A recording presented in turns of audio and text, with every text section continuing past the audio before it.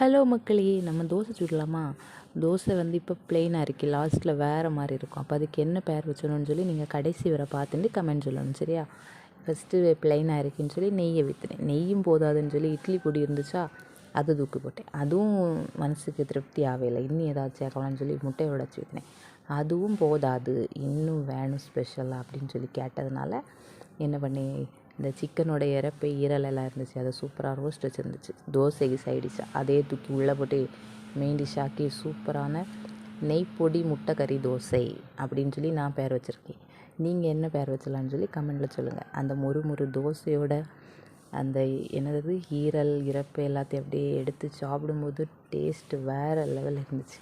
இப்படி நீங்களும் ட்ரை பண்ணியிருக்கீரா அப்படின்னு சொல்லி கமெண்ட் பண்ணுங்கள். ட்ரை பண்ணாதவங்க கண்டிப்பாக ட்ரை பண்ணி பார்த்துட்டு எப்படி இருந்துன்னு சொல்லுங்கள். யாராவது சொல்லுங்கம்மா, நானும் ஒவ்வொரு வாட்டியும் சொல்லுங்கள் கமெண்ட் பண்ணுங்கன்னு சொல்லிட்டேன். ஒருத்தரும் பண்ணலை, கடுப்பாக இருக்குது எனக்கு.